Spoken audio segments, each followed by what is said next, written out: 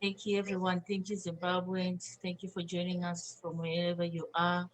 I am going to hand over to Chief Soshe in this discussion of Zimbabwe 2020 review. Thank you. Thank you, Mainiko. Sani Bonani, Magadi Muria, Zimbabwe. Thank you so much for joining us. This is Change Radio Live, and we are also broadcasting live on Zim and Lighthouse, our Facebook pages. Thank you so much. This is our last news review of the year, and typically we are discussing the year in retrospect. 2020, it has been a very difficult year. I think you all agree with me. Many things happened. We didn't know that we will be where we are today. Coronavirus, COVID-19, and all the shenanigans that have been going on in Zimbabwe that are still going on even today. We are going to discuss all that. And to help me discuss this, I have a whole panel here, an array of panelists, and most of them are from Change Radio. So today you get to hear some of your favorite news readers and some of your favorite panelists discussing this issue. And you guys at home, you can also join us by writing all the comments that you want, and you can also request to be added onto this panel. Let me introduce our first speaker, Leader Barbara, Leader Babs, and she's tackling the hottest issue that we have, because it started the year and it's ending the year. The Supreme Court judgment, we now know it as the Supreme Court judgment. Leader Barbara, you have all the details. Please get us started.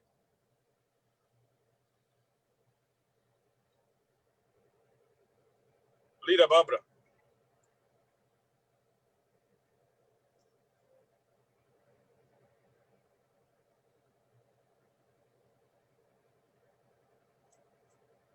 Yes. Can you hear me? Now we can hear you. Okay. Thank you so much, Chief Soshe.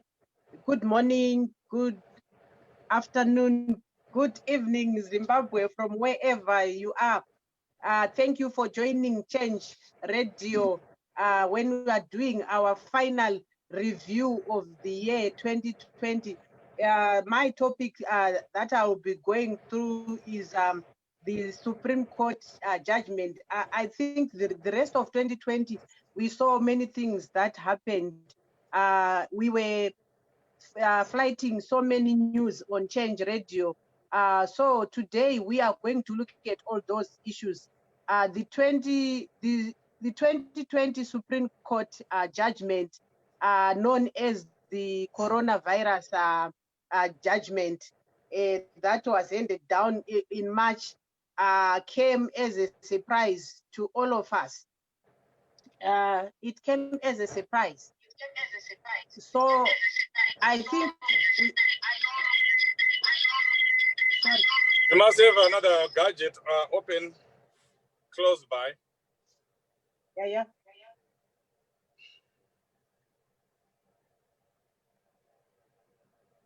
So sorry about that. You're fine. I'm trying to close this other. The Supreme Court judgment, you know about it. We all got disappointed, and Leader Barbara has correctly and rightly said that it's also known as the coronavirus judgment, and she will go with us step by step and tell us what she means by coronavirus judgment. Leader Barbara, Yes. I think you're back now. Yes. I'll try to be as short, but you know it's a long story. But I'll try to be as short as possible to say, this judgment was handed down in the time where we were under lockdown, where there were restrictions, and to our surprise, people were gathering, and the police were not doing anything to the Thokozani Kupe faction. Whereas when Nelson Chamisa, President Nelson Chamisa, and MDC Alliance tried to gather, they were bad or basing on these COVID restrictions. So this COVID judgment, it was a way of trying to destroy MDC Alliance. And most people thought that was the end of MDC Alliance, but alas, it made it stronger. It's now much stronger. Like we are seeing it. We're seeing Nelson Chamisa and his team. They are still leading. They are still strong. They've got that large following, regardless of this corona judgment that came in March 2020. And they were in this judgment, they were supposed to hold a Congress within 3 months, meaning to say they were supposed by July, they were supposed to have done their Congress, choosing the successor, Morgan Shangrai's successor, but we didn't see that happening. Instead, they were granted leave to postpone. They postponed this Congress for 2 consecutive times. And today, as we speak, you know, it's actually a blessing in disguise that we are reviewing this, and something is happening in Harare at HICC, where the Thokozani Kupe faction are gathering, trying to choose a successor. But tell you what, there is chaos there. They've been surprised by Zupco buses clearly showing that these people are connected to ZANU-PF. They are holding their Congress during the COVID era. And we saw when they were granted this Congress, it was said they have to go in or in batches of 100, but it's not happening like that. People are pegged like sardines. Most people are not wearing masks. There's no social distancing. There's no sanitization of hands. You name it, people are. There's chaos. People want to fight because the structures are in shambles. Some delegates that were supposed to be voting, they've been turned down. There are a lot of people that were not delegates in 2014. And I also saw, Chief, one interesting thing when I was watching this, I also saw Vincent Changrai is also a delegate, but 2014 he was nowhere near the structure. So you can see, Kuti, this judgment was meant to correct the inconsistencies, the perceived inconsistencies that were labeled by Douglas Monzora to say the MDC did not abide by its constitution when they voted when they appointed Nelson Chamisa. But you see, it's even better. What MDC Alliance did is even better than what we are seeing. Is actually the constitution itself is being twisted left, right, and center. People that are not delegates, they are voting in. People have been they've been chased away. The likes of Bebe and other members of MDC that were delegates, they were dismissed, or they were scratched. So you see now, Kuti, it's not a Congress, but it's a ZANU-PF project that is meant to destabilize the powerful opposition that we have in the country. So this is what happened. The Corona judgment, the judge even said, Kuti, it's moot, meaning Kuti, it was very difficult to implement because it was overtaken by events, but ZANU-PF made it possible, Kuti, impossible, they were made to be possible. That's why today they are having their Congress. They want to prove a point. Tell you what, Chief, what these people want.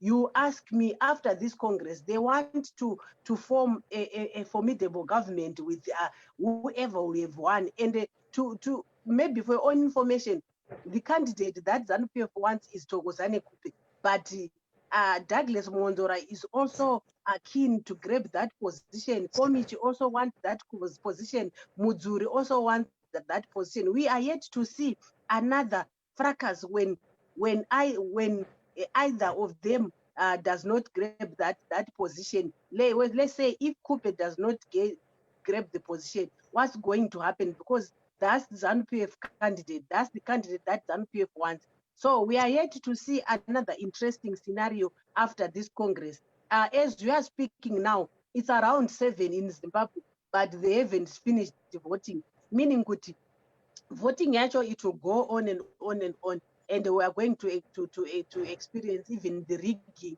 that we always cry foul with ZANU-PF. It's rigging. We are going to see rigging, because already Komichi was being accused of rigged the Congress already. Anga achinzi apinza vanhu vasiri delegates, the what you call the voters roll has been tampered with, and they were exchanging words with Madam Kupe.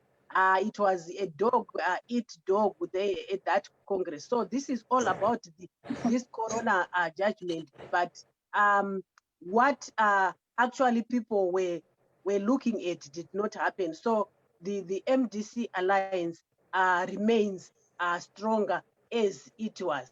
I think I can end here, since it's a long topic that needs more time. I think I've tried to do justice to this topic, Chief, because it's a long topic that we're supposed to do it on its own. Thank you so much.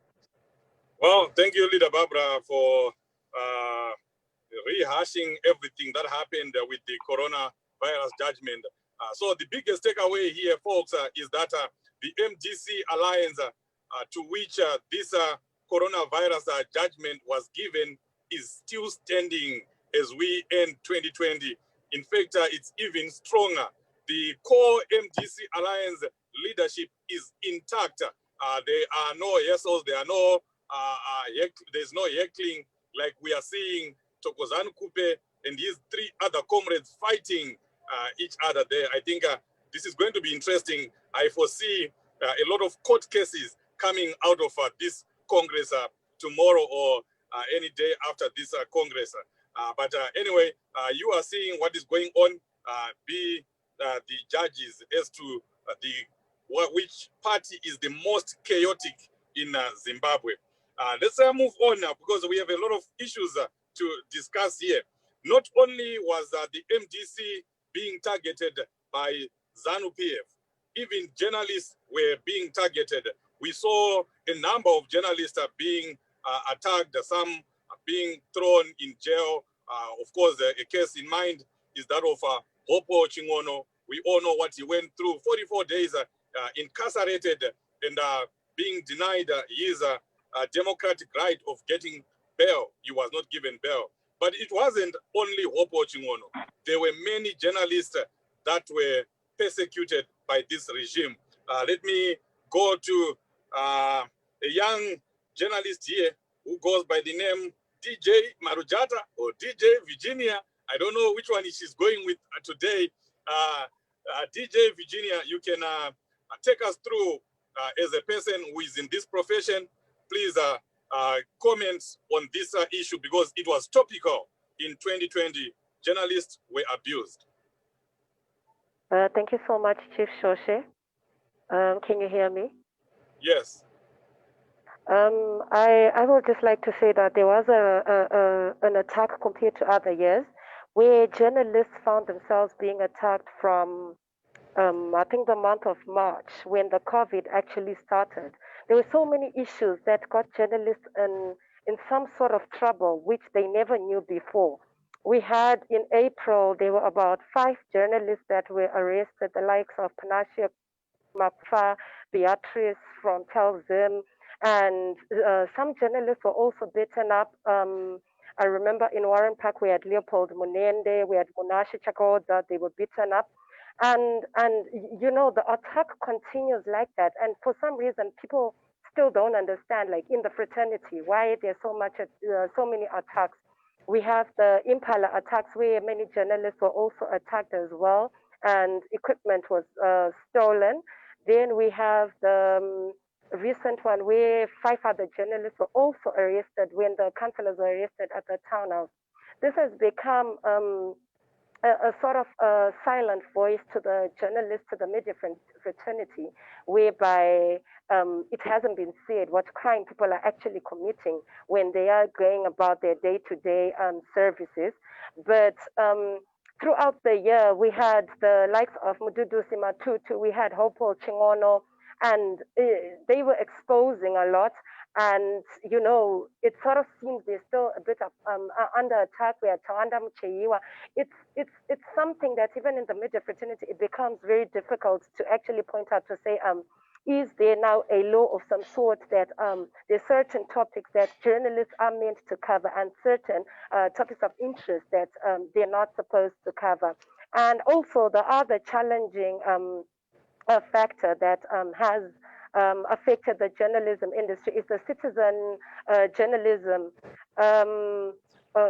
For some reason, being a journalist, you need to perfect your story, you need to perfect your visuals, you need to perfect it.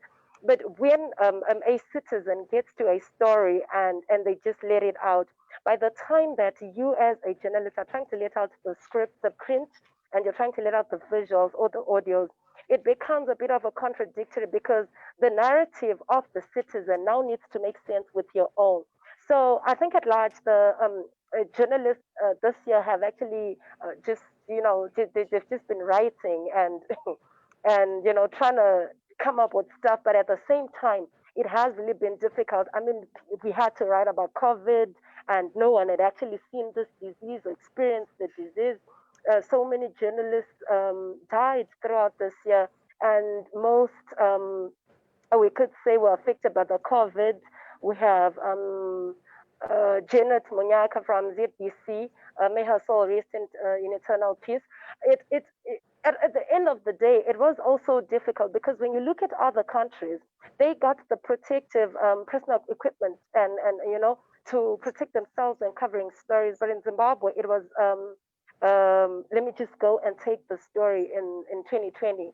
And it was really a challenging year, but I want to believe my fellow colleagues in the industry will stay strong. My fellow colleagues in the industry have taken the bull by the horn. And although we are under attack from different angles, from different people, we will stay strong in the media fraternity. Wow. Thank you so much for that. You can see that the young lady could not even come out on camera because she fears to be victimized. And that's not the Zimbabwe that we want, where people are afraid of speaking up. Journalists are part of any democratic or working democratic institution. But that's not what is happening in Zimbabwe. Journalists are living in fear of the government for saying the truth. All they would have done is say the truth. So we hope 2021 will bring, you know, a better Zimbabwe, and it has to come. Zimbabwe in 2021. We all need to just come together, work together as a nation, as a people. We have power, and we'll be able to do that. Let's move on and hear what our leader Yvonne, as we are saying, it has just been persecution after persecution, after the MDC alliance was being targeted as a party, the journalists were targeted, but we also had individuals, party leaders are being targeted, being victimized, being persecuted by the state. And all that obviously was to drive fear into the people so that we don't rise up, we don't speak up. And let's hear from leader Yvonne here. She's talking about the MDC Trio. All right, thank you so much, Chief. Thank you for the opportunity.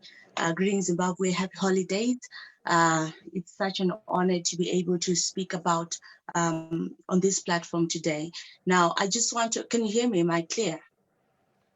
Yes, if you can raise your voice a little bit, but you are very clear. Thank you so much. So the MDC Trio has been an issue that made the headlines in May of 2020 and continues to remain on the calendar as we enter 2021. So these are the facts of what happened. Well, the courts are going to prove what the facts really are. I mean, if the courts decide to bring justice to their case. So what we know is that on the 13th of May, the three, Cecilia Chimbiri, who is the MDC Youth Assembly Vice Chairperson, Netai Maroa, the Deputy National Youth Assembly Organizing Secretary, as well as Honorable who is the MP for Harare West, were abducted. So the information that we got from the three when they were finally found is that they were arrested at a police checkpoint along Bulawayo Road at the National Sports Stadium. And what happened then after their arrest, because we all know what happens in Zimbabwe, especially if you're in the opposition, you're arrested, you're literally persecuted. So with their arrest, they just thought it was routine arrest that was taking place. So the three were arrested at a police checkpoint at the National Sports Stadium on a Wednesday, and communication died on them. What they say is that they were taken into another vehicle at the police basement where they parked their car, and there were men who went with them, you know, away from the police station. So in the media on Thursday morning, it was all aware that the police had the three, but later on in the day on Thursday, the police came out to say they didn't have the three in custody. So what it then did, it sparked a lot of chaos, because the lawyers were looking for the three at the different police stations. The party, the MDC Alliance, was looking for the three at the police stations, and they couldn't be found. So the whole country was thrown into a question: what really is going on? What is it that has happened to the three? Are they safe? Where are they? Who took them? And all those questions arose, and we got to have some sort of an answer 2 days later on the early morning of Thursday when the three were found. Unfortunately, what happened is when they were taken into hospital for treatment, they were arrested for flaunting COVID-19 lockdown, you know, regulations, for allegedly participating in a demonstration in Warren Park, which is another case that they have in court. But the interesting case that I want to point out to for the rest of the nation is the issue of supposed fake abduction, that they are faking the abduction. So we had Minister Ziambi coming through and saying that the ladies were looking for, or rather the MDC Alliance was looking for relevance, and that they made up the story to divert attention from the fact that they actually broke lockdown rules by attending an alleged protest, and that he believed that the abduction was not genuine. So after that, we saw the young leaders being taken to task over a fake abduction. And what then this did was it took away the focus on what was happening under lockdown to now saying free these women because they were being denied bail by the magistrate Bianca Makwande. So it's actually quite an interesting story to be following in 2021 because they're going back to court on 28 January for a determination whether they are going to go on trial together as the trio, or the case of Honorable Joanna Mamombe and the other two is going to be separated because of what came out. So the information that we have from Honorable Joanna Mamombe is that when they were dumped, in Bindura, they were thrown out of a moving vehicle. So Joanna hit her head and she had to go through treatment. We also learned that she has gone through some mental health challenges because of the case, expectedly so, because the trauma that they had to go through at the hands of the alleged abductors. Now, this is what Zimbabwe would have expected, or every lay person would have expected. We expected to see the state arresting the so-called abductors, fake abductors, bringing them to court before they can lay a charge against the three to say they're faking the abduction. So without any of the abductors coming through and saying these ladies paid us, for example, or were paid by the MDC Alliance, then the claims by the state that the three abducted themselves falls away. But all the same, the three are in, they have their case to answer with the courts come January 2021. Now, the state has said that their witness is Engineer Kazembe of Portres. So it's going to be also an interesting trial to follow, because if the only witness that the state wants to present is Engineer Kazembe on the basis that they were tracking, or they could track the phones of the ladies, it's actually going to be quite interesting to note that, because who knows who had the phones at that particular time. We saw ZBC coming up with a futile attempt to explain the movement of the girls. Now it's quite amazing that a whole state media would bring out evidence for the state, as if the whole country is the one who was supposed to determine whether these girls are telling the truth or lying. If there was such evidence, then I'm sure ZBC should have produced that footage to the court, and the court makes the determination. So we look forward to actually following the case in court come 2021. We also noted that Michael Reza, the state prosecutor who continuously denied and opposed the bail for the ladies, people are interested in knowing what kind of a person is he. The other day, Mr. Chimbiri, the father to Cecilia, was actually seething, was very angry because he felt bullied by the state prosecutor. So a lot of questions coming through to actually ask the capacity of our judiciary services to actually deliver justice in the case of the MDC trio. So as media, as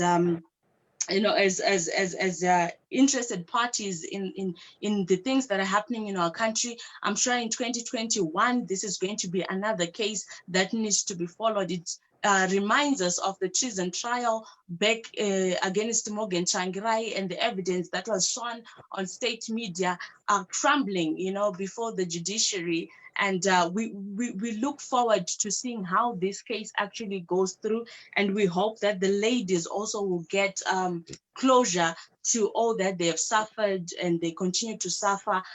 People have argued that it has been more of persecution rather than prosecution. So the issue of the MDC trio dating back from 13 May 2020 to date, we continue to talk about the case. Their bail conditions relaxed, but they continue to appear before the courts on charges that are being leveled against them. We wait to see whether these are another chunk of trumped up charges, or the state has something to prove against the three. Thank you so much, Chief.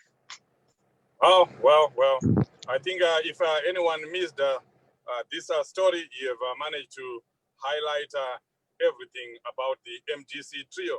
Now, from the MDC trio to the recalled members of parliament. And this is really funny because we had a political party that participated in a national election, and after a few months, it was that political party was deemed not to be a political party, and its members of parliament that had been voted in by millions of Zimbabweans were recalled by a party that they did not belong to.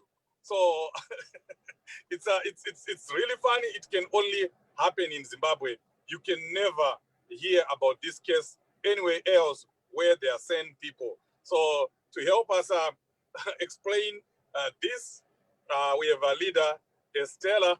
Leader Estella, I don't know if you make the people understand what exactly happened. Thank you, Chief. I can try my best. Thank you, Change. Thank you, Change Radio, for this opportunity, and season's greetings to you, all fellow Zimbabweans, wherever you are around the globe.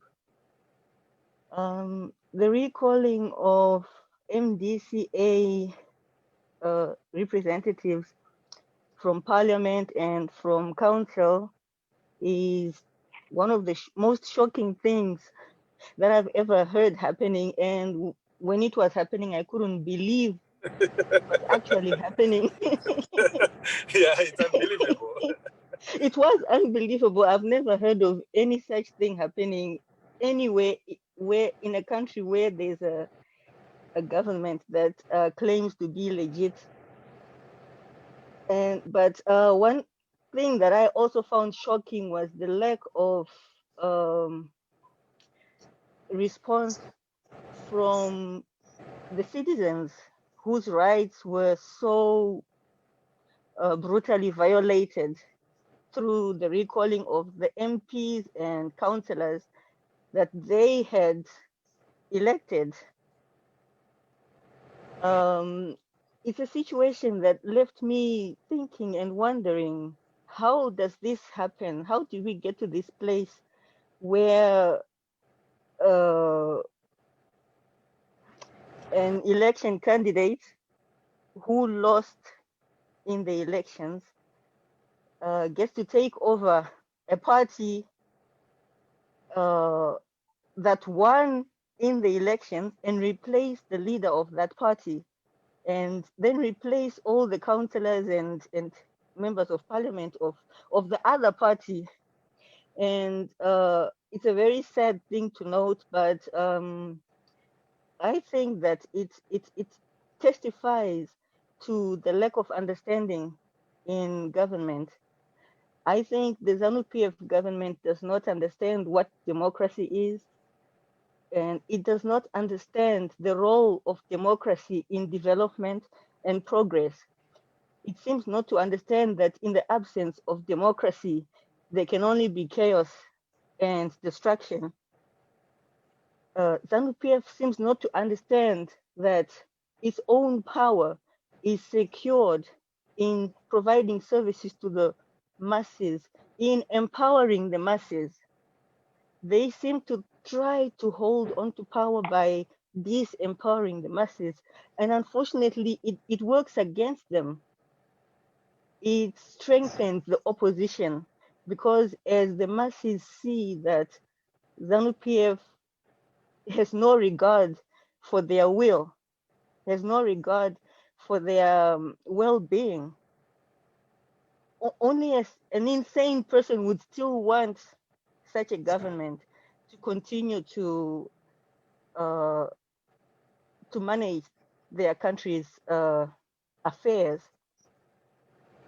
It also leaves me thinking that our citizens don't really understand what their rights are, because I know for a fact that if someone came into my farm and took any of my possessions and gave them to another person, I would definitely take action. I would be very angry, and they would know. So it leaves me thinking why our citizens were not angered by such a move, why such a thing could happen and ZANU-PF could get away with that. But at the same time, to me, this signifies a light of hope that I think through such incidents, when we analyze them, we can get to understand what we can actually do to try and fix the problems that are crippling our country.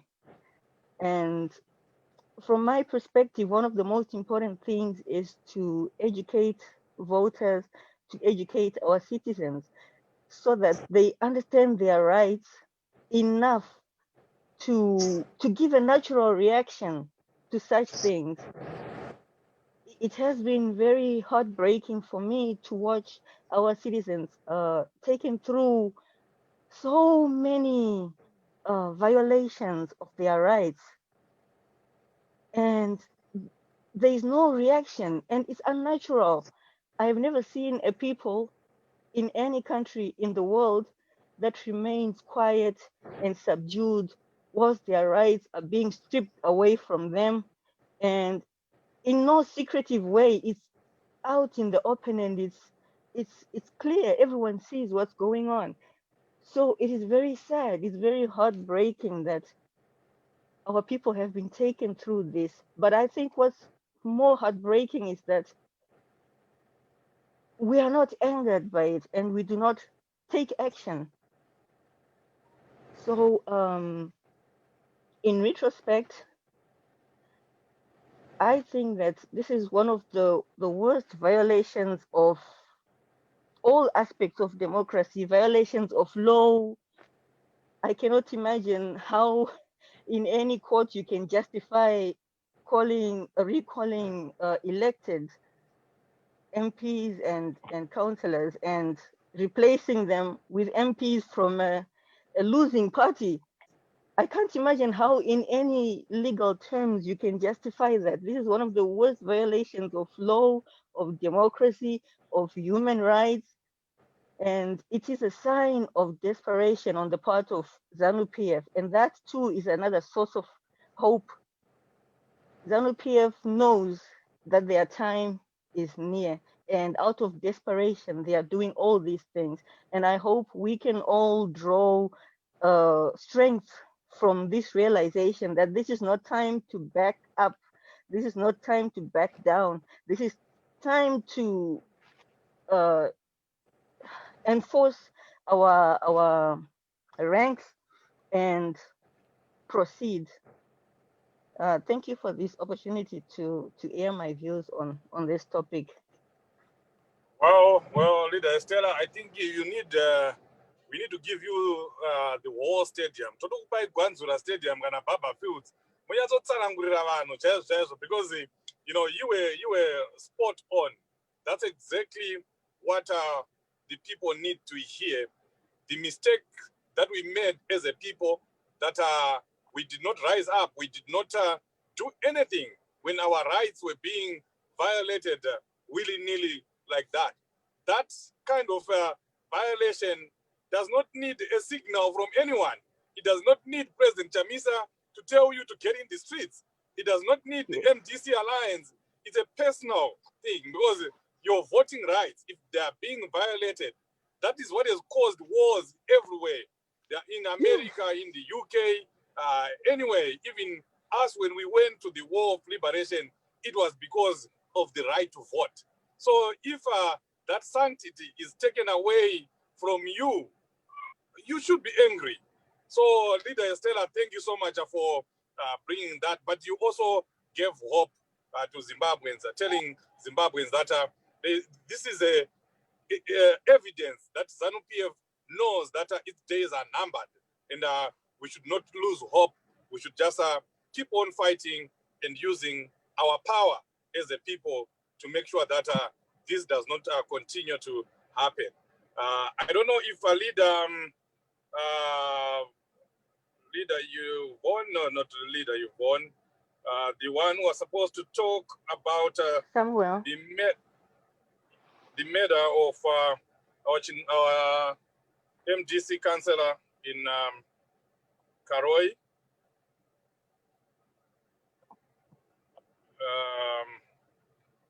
Okay, let me open the floor to all those that are here that want to comment on these issues whilst we wait for some people that are still coming, if there are any. I open the discussion to the floor. Anyone who wants to come in can come in. Leo, I know you're there in the background. And there's also one of our leaders in South Africa, Leader Samuel. If you want to come in, just pick one of the issues there. And just give 2 minutes, and then you can tell us what you think about any of the issues that were discussed, but just 2 minutes. All right, Chief Social. Yes. Thank you so much.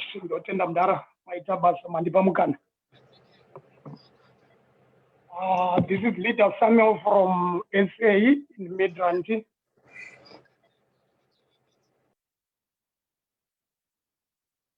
Hello.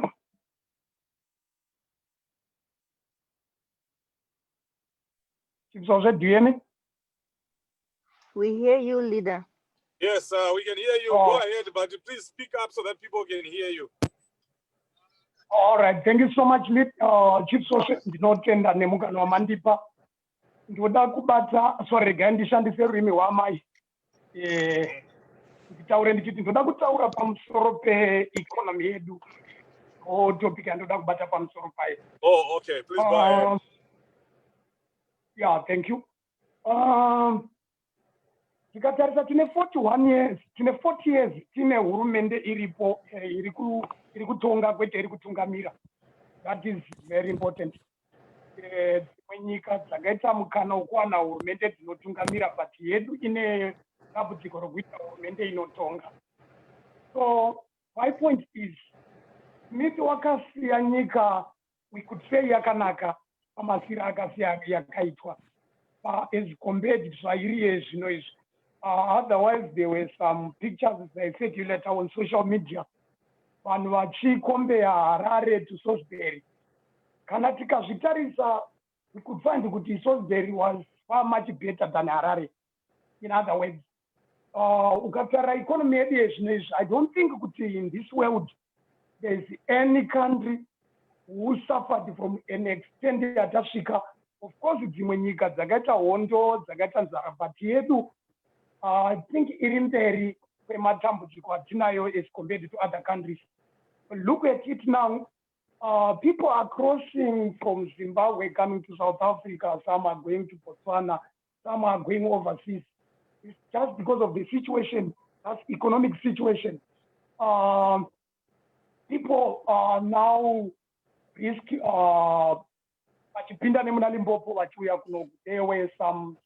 There were a lot of videos who were speculating on social media.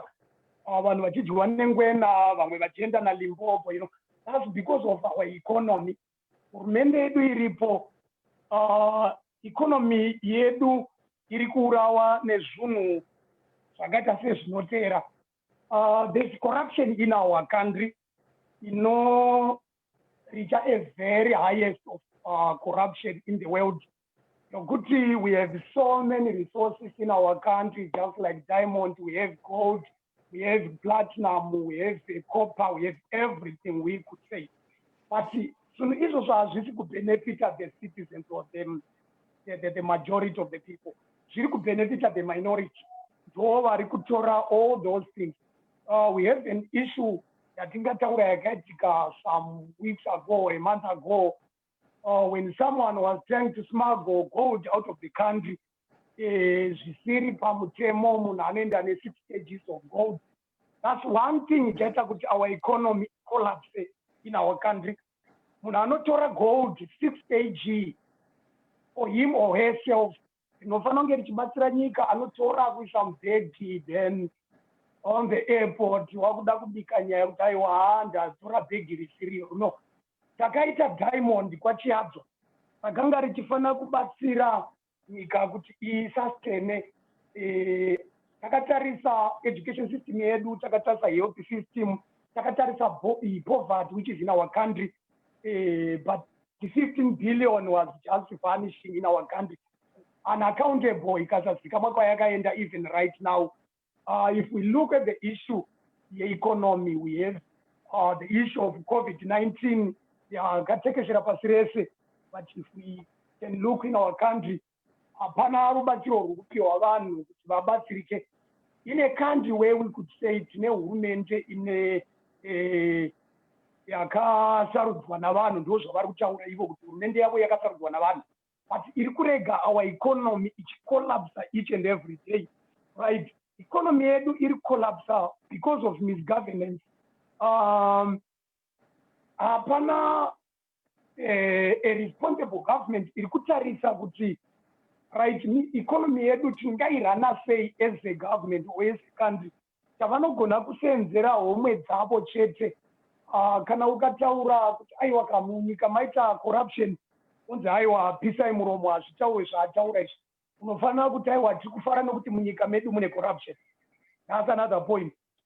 We have a misrule iri munyika medu yekuti people are being targeted, vari kutongwa nedemo kuti haufaniri kutaura kuti munyika munomu mutemo hausi kuteedzwa. Kana ukataura unonzi washata pati. Ukazvitarisa izvozvo zviri kukonzeresa kuti dzimwe nyika dzakatarisa dzinoda kuya dzichiinvesta munyika medu cannot reinvest because dzinoona kuti munyika hamuna mutemo, munyika muri kungoitwa mazvake wamuka nekuko ari kumuka achiita zvaari kuda. No, to add some or to add more, kana titori nyika ina mutemo. Some months ago, our councillors who are being elected, our MPs, our senators, were being recalled from parliament, from council, you know. Vakasharudzwa navanhu kuti vamirire vanhu vavabatsire economically kuti vasimudzire utano upenyu hwavo kunzvimbo dzavari, but ivo vakabviswa, right? It will be like a repetition, but I'm just saying as it is. Vabviswa matunhu akabviswa makanselors ezvana vanhu, but people are pinning on MDC alliance kuti MDC is doing nothing. What could MDC do? Because hurumende inotonga iripo iri kutaura iyo kuti ndo inobvisa vanhu vakavhoterwa.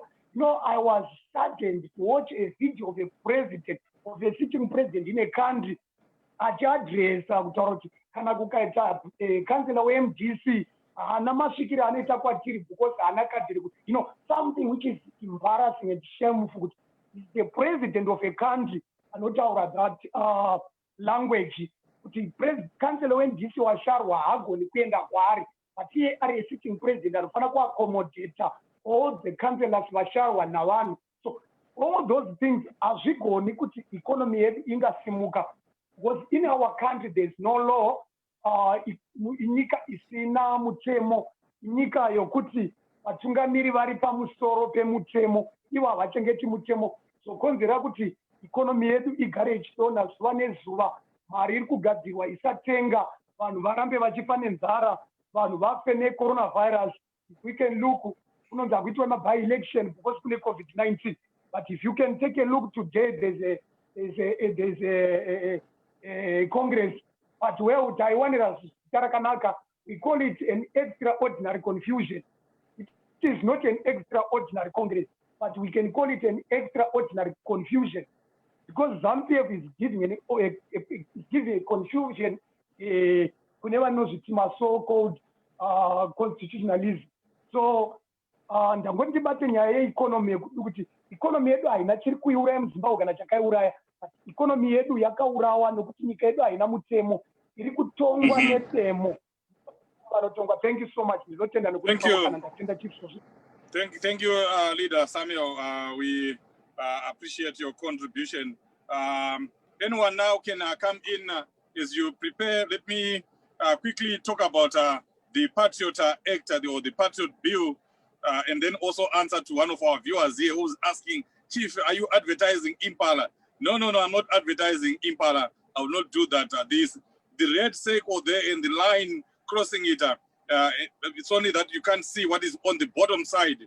It's saying boycott Impala. We are still on them. We will not stop talking about Impala. Their car was used in the abduction of Tawanda Mcheyiwa, and we still demand answers until that car or the owner of the car and the names and all the information relating to the car that was used to abduct Tawanda Mcheyiwa will not stop talking about Impala. So no, I'm not advertising. I'm actually saying let's boycott Impala, and we'll continue to do that. Right, the Patriot Bill, ZANU-PF has seen that the people in the diaspora, especially you guys who are here, you are doing a great job. You have done everything. You have gone out and told the world the truth about what is going on in Zimbabwe. The abductions, you've talked about them, the arbitrary arrests, the abuse of human rights in Zimbabwe. You've been reporting about it on social media and in your host countries. So ZANU-PF is saying they are going to criminalize all those activities of truth, all those acts of truth. They don't want anyone to speak truth to power. So if you are seen at the State Department here in America or in the United Kingdom talking to a House representatives or anyone in the government, a foreign government, or you engage anyone in a foreign entity, it's a criminal. It's becoming a criminal offense. But we are saying we will not stop talking, we will not stop saying the truth, we will not stop being ambassadors of the people that are being abducted. We will continue to do that. And as a result of that, we have come up with a petition to petition the government. So I'm asking people, I think Leader Barbara or Mainiko is going to post that petition here. This petition forms the basis of our fight against this Patriot Act. If we are going to go to court, we are going to be quoting, or we are going to be taking this petition to them and telling them that, look here, these are 20,000 people that have signed this petition. These are 100,000 people that have signed this petition. These are Zimbabweans that are against this bill that you are trying to enact. And we are going to get that far. We are going to go to the courts with them. We are going to get in the streets of UK, in the streets of London, in the streets of America, in the streets of Australia, and closer home in the streets of Johannesburg, fighting against this bill, because we have made it clear to the government that we are going to defy it. We are going to resist this bill. So please, if the petition has been posted, make sure you sign it, and you also share it with your friends and family. Now we open the floor to anyone who wants to discuss any of the issues that have been discussed here. We are left with just under 5 minutes. I'm seeing Leader Yvonne's hand is up. Please take off, Leader Yvonne.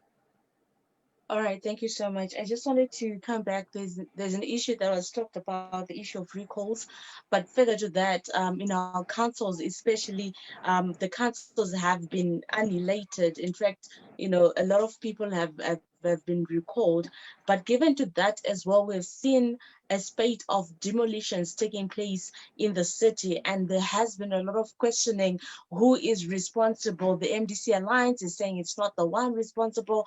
The government is also denying responsibility, and people are caught in between because they don't know who to turn to, they don't know where to go.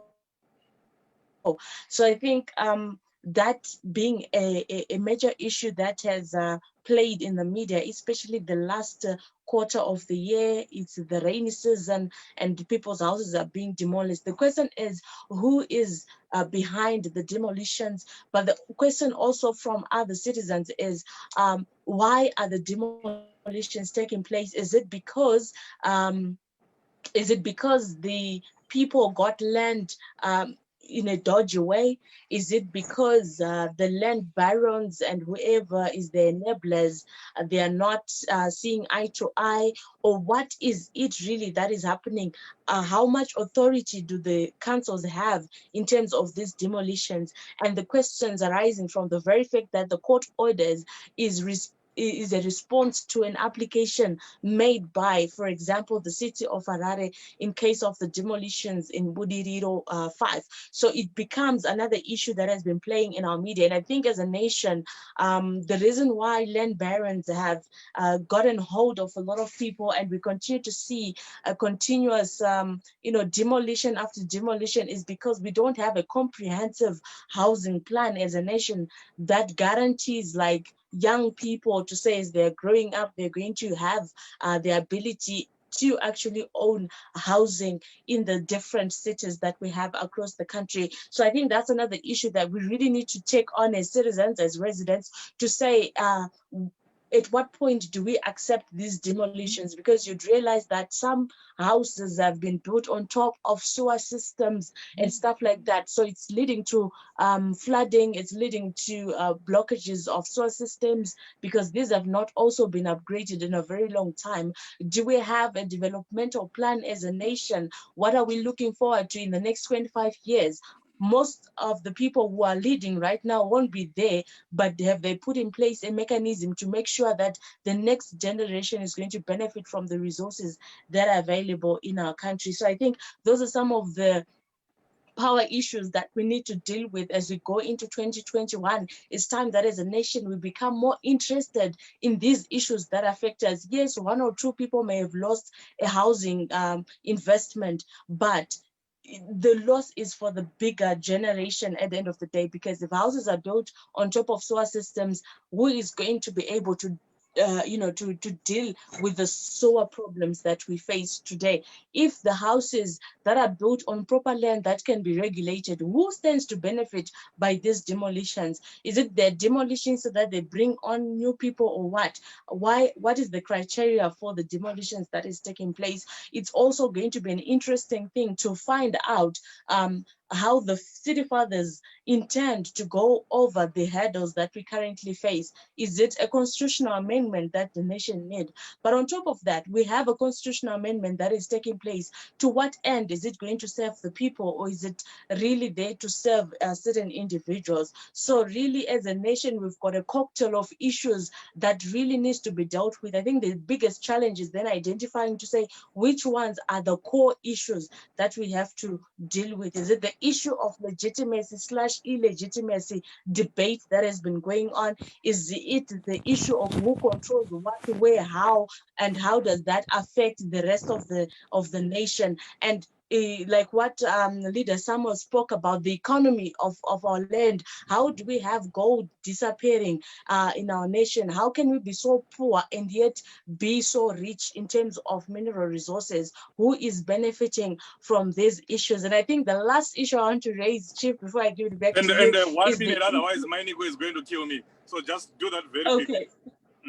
Sure. The last issue I want to raise is the issue of that made so much noise over the last few months, in November, the issue of Genius Kadungure Jinimbi and Zimbinga yedu yaenda nekuda kwe Rolls Royce. So those are some of the issues that really made the headlines in 2020. Thank you so much, Chief. Back to you. Thank you so much. I'll give 1 minute to someone who wants to say in 1 minute. Leader Barbara. Back to you. Thank you. Okay, thank you so much, Chief Soshe. And 1 minute, Leader Barbara. Yeah, just 1 minute. I think the other thing that happened in 2020 is the death of our comrades in the MDCA Alliance. We lost a lot of our beloved ones, a lot of leaders. There were so many deaths, but regardless of that, the party remained resolute. We saw the unity and the solidarity that was there. We also lost our mother, Gogocha Misa. Those are the people whom we lost throughout the year, and we saw people wachichema nevanochema, like what the Bible says. So we say the people should continue with this spirit of solidarity. Thank you. Thank you. Thank you so much, everyone who has been here. I know it wasn't enough time. We're trying to capture 2020, the war of 2020, with all its shenanigans and everything that happened in just 1 hour. And it has proved to be very difficult, but we have done justice to most of the topical issues in 2020. Thank you so much for joining us. Thank you, Zimbabweans on Zim I, and thank you, Zimbabweans who joined us live on Change Radio. Thank you. Good night. Chief, 1 minute.